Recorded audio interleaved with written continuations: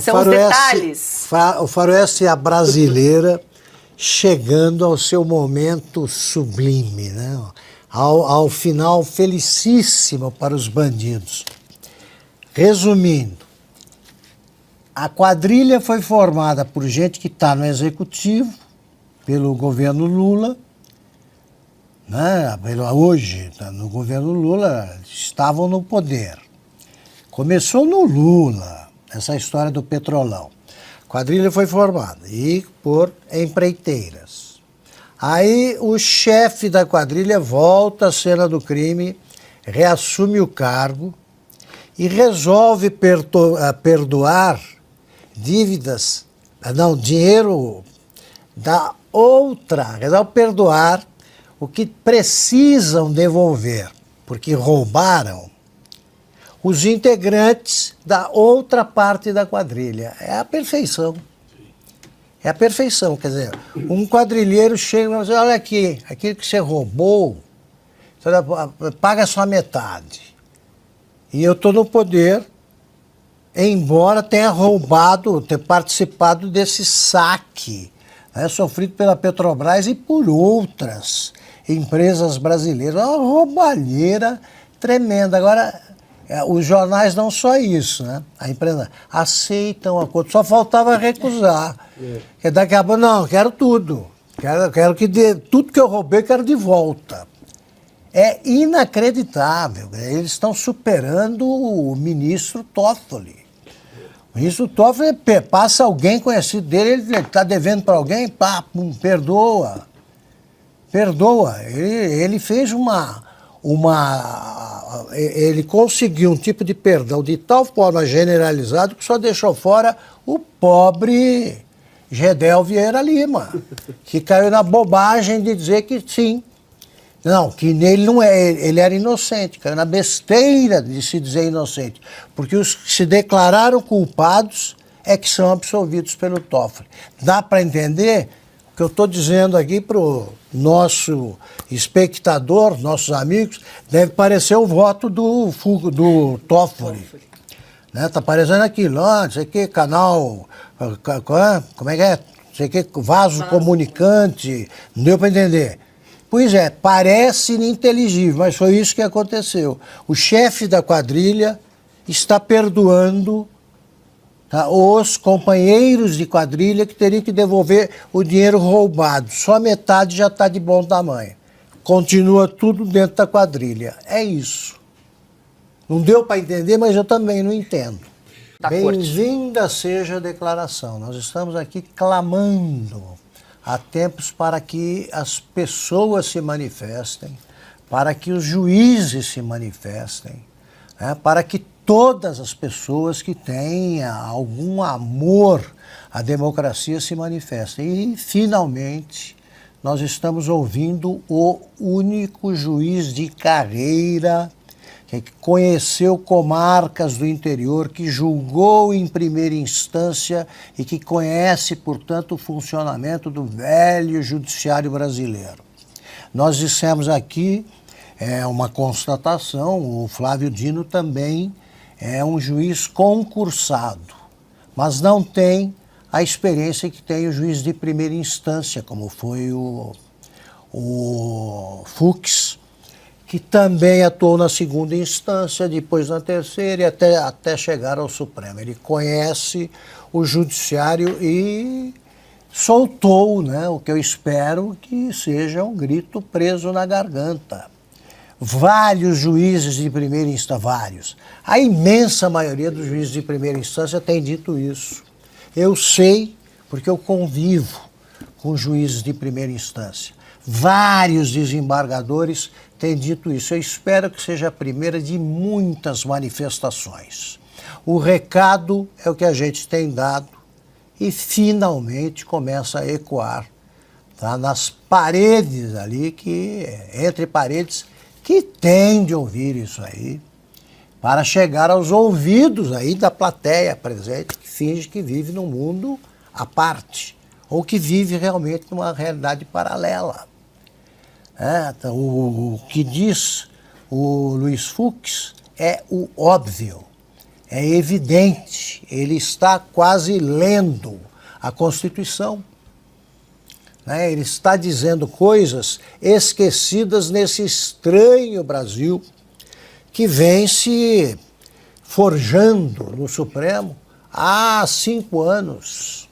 5 anos. Tudo que ele disse é surpreendente hoje. Sim. Se fosse dito há 7 anos, digamos, ninguém entenderia por que o ministro Luiz Fux está dizendo isso. Então eu fico realmente mais otimista, porque esse é o nosso papel, é pregar. Aí a verdade, a gente tem de martelar os fatos, insistir para os fatos, para que a verdade prevaleça. E ouvimos agora um juiz dizendo que os outros sabem e fingem esquecer.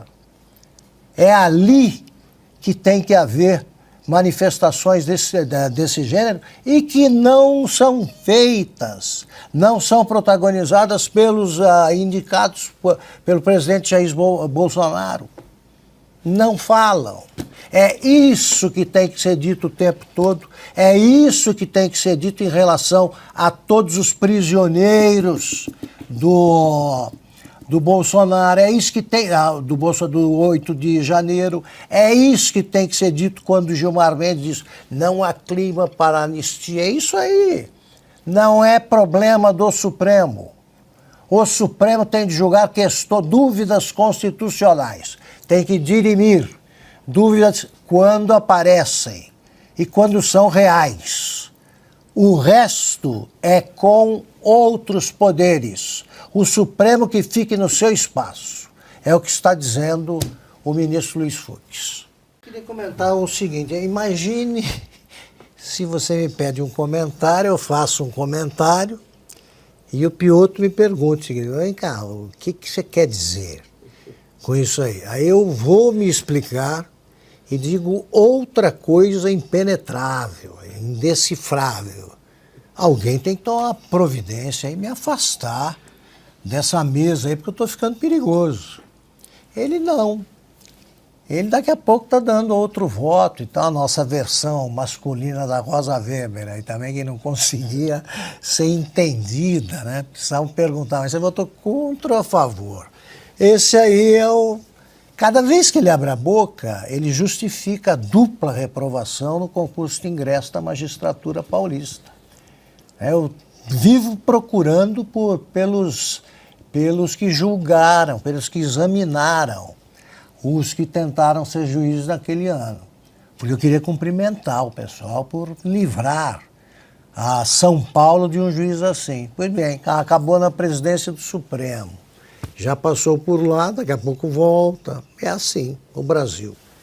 Nossa, Alguém precisa informar ao ministro que os meus amigos, aí, Chitãozinho e Chororó, eles são dos manés, derrotados. Eles apoiaram o Bolsonaro ostensivamente. O Barroso não sabe que eles foram ofendidos. Perdeu, mané. Derrotamos o bolsonarismo. Agora está cantando músicas deles. Os autores deveriam proibir. Se pudesse, é o que fariam. Chitãozinho e Chororó, olha, ele nem sabe disso. Quem foi o padrinho da indicação do Gonê para a Procuradoria-Geral da República? Ele teve um grande eleitor. Os outros toparam. Gilmar Mendes. Está explicado. Está explicado. É isso aí. Ele age como cúmplice do Gilmar, que é o decano e mentor aí da bancada majoritária do Supremo, contra a qual finalmente começa a se insurgir o único juiz que conheceu o judiciário desde o seu começo ali na primeira instância, que é o Luiz Fux. É contra isso que se deve protestar também. No caso do Daniel Silveira, além de descumprir a lei, o ministro Moraes ele puniu a mulher, a filha, além do próprio Daniel, puniu afrontou o Congresso e agora pune o advogado. Esse advogado já foi acusado de recorrer demais, de apresentar recursos em excesso, atrapalhando a justiça. Foi recriminado enquanto o agora ministro, né, que foi advogado do Lula, o Zanin, fez o Gilmar chorar.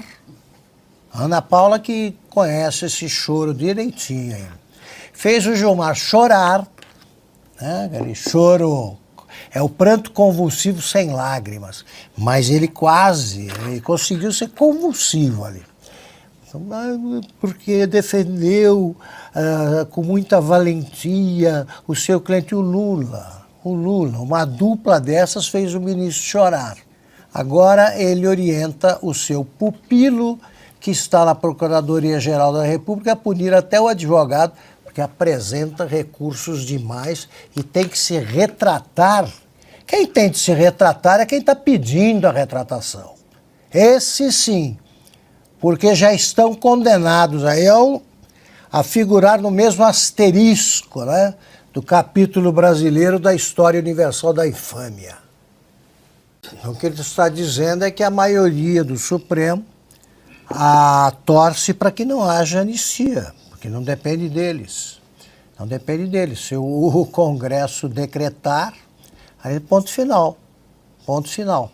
E o que vai determinar isso? Isso será determinado pela pressão popular, pela proximidade das eleições, pelo clima das eleições municipais que eles ignoram. Porque nas eleições municipais, cada eleição, além do próprio resultado, ela também já projeta a próxima campanha. E a campanha para o Senado já começou. Você precisa eleger um senador disposto a enquadrar o Supremo por Estado para que haja maioria para isso. Disposto a processar, a decretar o impeachment de quem abusa do poder. Esta campanha já começou.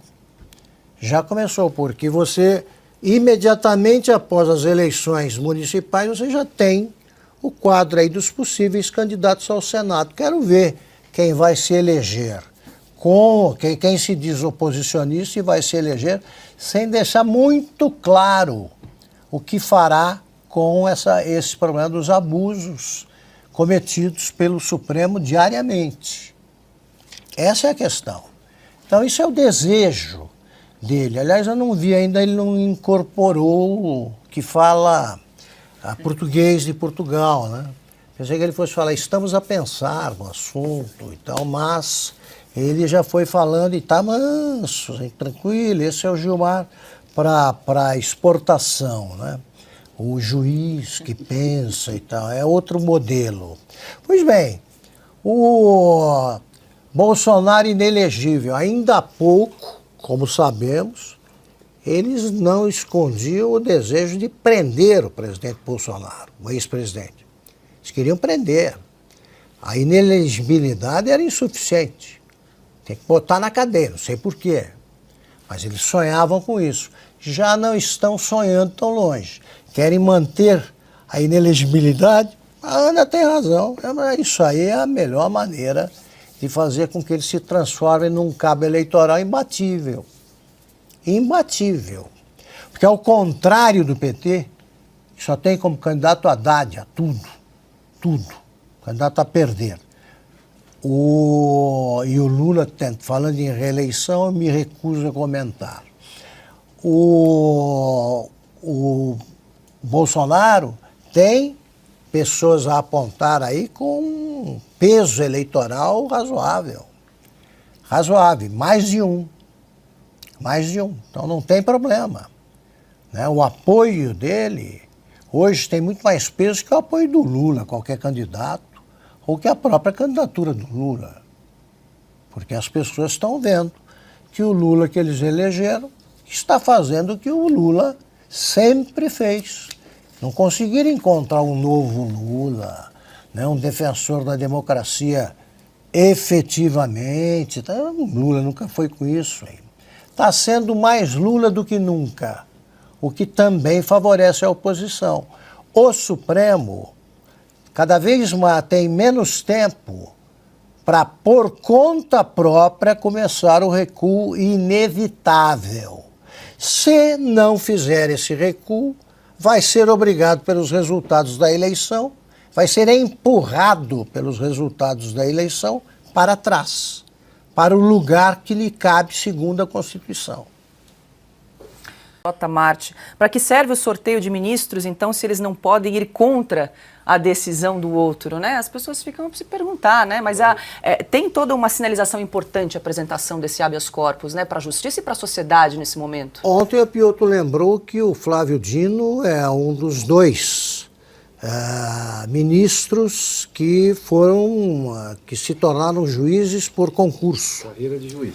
Exatamente. Então ele poderia perfeitamente alegar outras ilegalidades de origem. Sim. Já não deveria existir o inquérito em que está enquadrado, é ilegal, em que está enquadrado, parece estar enquadrado o Felipe Martins. O Felipe Martins não está enquadrado em nada, porque ele não cometeu nenhum crime, mas não deveria existir o inquérito.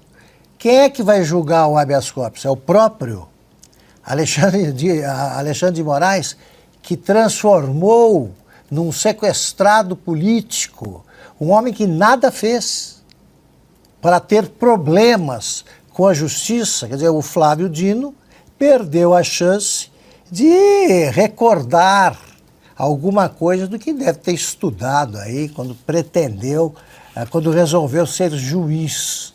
E está mostrando que sempre foi um comunista disfarçado de juiz aí, fazendo valer o que interessa politicamente a eles. Agora, como é que faz? Os deputados e senadores não vão voltar das festas juninas. Eles não vão fazer discursos apontando a maior aberração jurídica que eu já vi, ou uma das maiores. É difícil saber se é a maior num país como o Brasil. O que vai alegar agora o advogado? Vai invocar o quê? Vai fazer como Sobral Pinto, em defesa do Harry Berger, que era um comunista alemão que foi preso depois da chamada intentona de 1935, teve de invocar, para que ele parasse de ser torturado, a lei de proteção aos animais. É isso. O Felipe Martins é um inocente, comprovadamente inocente. Todos os que têm mais de 2 neurônios sabem disso. Então são cúmplices da perversidade do Alexandre de Moraes. Os juízes que não se manifestam sobre isso, os ministros. O restante do judiciário, todo o poder judiciário, o Ministério Público, o Executivo, né, de onde menos se espera é que não vem nada mesmo. O Executivo não se espera em nada. Agora, o Legislativo tem de agir. Isso é abuso de poder. É um sequestrado que não tem a quem recorrer. E, sobretudo, agora, porque o ministro Alexandre de Moraes também não gosta do advogado que o defende. Este é o Brasil dos democratas, né? É isso.